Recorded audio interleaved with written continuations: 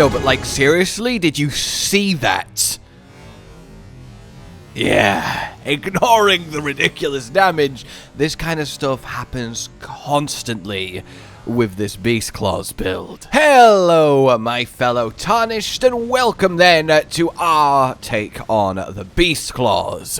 And this is going to be a pure approach, using their unique Ashes of War, because I'll be honest, you kind of need to, because there are other weapon classes that in a lot of ways do just outclass the Beast Claws' existence if you don't lean into the bits that make the Beast Claws unique. But when you do lean into that, ignoring again the power, you get just some of the most engaging, fun, and incredible moments that you could want in Elden Ring. The amount of times that you can so slickly dodge boss attacks while returning the savage blows of your own, bleeding them out repeatedly, quickly, as you stack up monstrous amounts of damage while, literally beasting around the place, running on all fours, ducking under swings, leaping through the air. It just is a spectacle for both the eyes and that little monkey part of your brain that goes, nice. And I really found myself surprised at how much I enjoyed this whole shebang. Like, as radahn, as a quick example for phase 1 here, I mean, you can use Raging Beast with its iframes to run under his opening swirl, and then you're immediately getting in damage. And you can do that with essentially the end of all of his combo strings, and it makes for this really eclectic style. Like, I made a couple mistakes here still, but look how smoothly and effectively it dismantled him. I really cannot stress enough how much that will happen. The ceiling is so high here, and that's so rewarding because of it. So we are going to be using not just one of the unique Beastclaw Ashes of War here with this rapid-hitting bleed machine, we're going to be using both. And I do want to take a moment before we get into the details of the build to talk about them. So when it comes to the first one, Savage Claws, it's a rapid 6-hit combo with a powerful final slam down. 1, 2, 3, 4, 5, 6.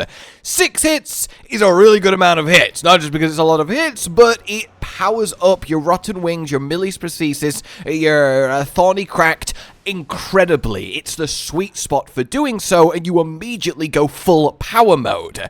On top of that, 6 hits is amazing for, status. We have natural bleeds, so we don't need to give it the blood infusion, and in fact, the raw damage scales best with heavy, which is what we're doing, and then we can buff it with bloodlfame on top, and 6 rapid hits of bloodlfame is a lot of bloodlfame being built up. Indeed, it lets us really apply a lot of fire damage too, and let's be honest, having flaming blood claws is a really strong look as well. So this is just your raw, shred, pure DPS if you can use this use it option. And as a little known extra, after the first 4 hits, you can actually back out of the Ash of War. You don't have to commit to the final 2 hits. And as the first 4 hits are so much faster than the final 2, whenever the boss gives you an opening, a quick 1, 2, 3, 4 roll, dodge, and attack is very viable, and honestly a replacement for just hitting normally. It's really, really good. But then we swap over to Raging Beast, and this is where the real sweet moments come from. So initially, it's this little dash forward and then a slap. And you see this little dash forward, that kind of streaky line of wind to signify the movement. The entire time you are in that little dash, that length of wind, that is iframes. So any attack that is coming your way, you can whoop, slip through, and then retaliate with that hit on the boss.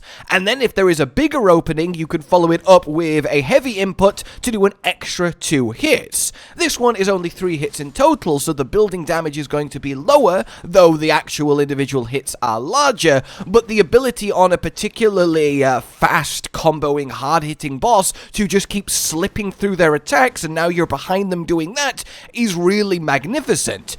Outside of just the pure iframe, iframes, the raw motion of this so often will take you behind, away, and out from attacks coming your way, and you really do feel almost untouchable. So being able to just pull out both claws depending on what situation you're in and what you want to do, yes, the bloodlfame will go away, so a lot of the time you want to commit per fight, but it just gives you this real flexibility that a lot of other setups just can't do. So, without further ado then, let's get into how this is set up. Stats to begin, at level 150, 60 Vigor, a comfortable amount of Mind, 15 I find is nice for the buffs that we're using. Endurance to medium roll of everything, though a little bit extra is also nice, as it's a little bit stamina hungry, though nothing crazy, just choose a nice comfort level for you.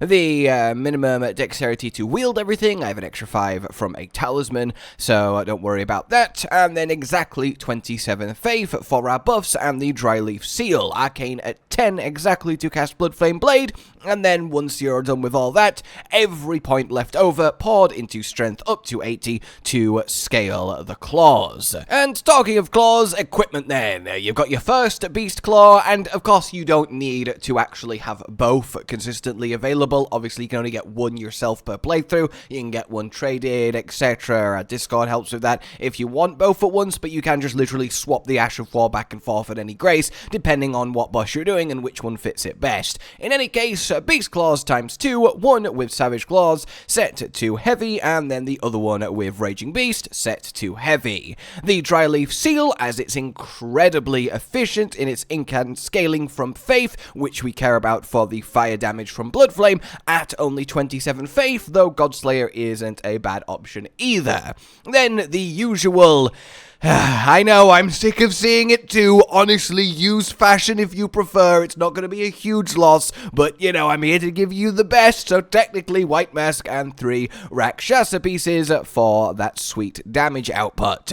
Then we get Shard of Alexander for that extra 15%, the Bloodlord's Exaltation for 20, and then both rapid hit talismans, Millie's Prosthesis and Rotten Winged, as they will ramp you up heavily. In your Wondrous Physic, a little bit of Hard Tier for that defensiveness, Blood Sucking if you're feeling bold, and then Thorny Cracked for even more ramping damage alongside Rotten and Millie's. Then, spells side of things, Golden Vow, Flame Grant Me Strength, and this time the stamina regen part of this is actually quite relevant too. Bloodlfame Blade, and then Bestial Vitality, as you might as well. The extra little trickle heal is nice, but of course it's not required, and then any other that you want that your stats allow for. Then when it comes to piloting this, it's fairly simple. You first choose based on the boss, the level, the enemies you're facing, what do I want more? The ability to iframe dodge and then go into an attack, then you want to choose the Raging Beast Claws. If you are thinking I'm going to get consistent nice openings, then you want Savage Claws, and then you choose whether you either want to do the 4 hits and then cancel roll, or the full 6 hits.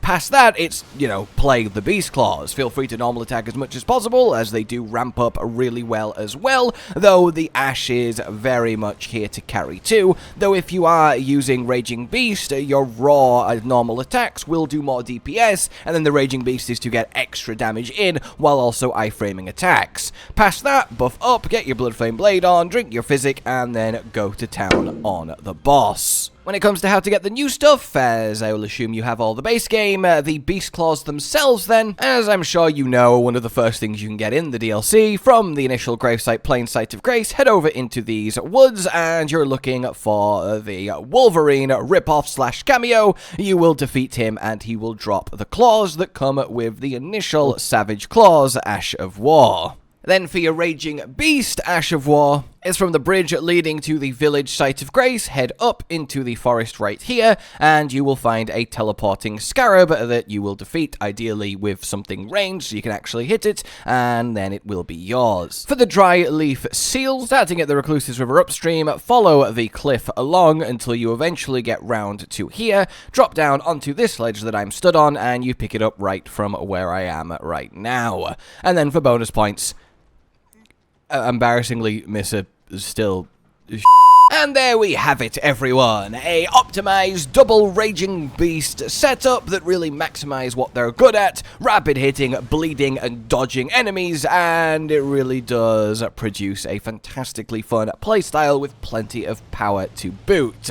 I hope you enjoyed this, and for now, well, like the video if you did, subscribe for more, consider supporting the future of this channel on Patreon down below, and until we meet again, goodbye. Josh, Cotton, and Hollow with the videos, dropping the humor like a hammer on your tippy toes, bringing entertainment on a daily arrangement to take our insanity and turn it into entertainment. Yes, I said entertainment twice, to reiterate that it is nice to look into your faces on a mostly daily basis when you let us in your homes to make the whole world a stage. Goodbye.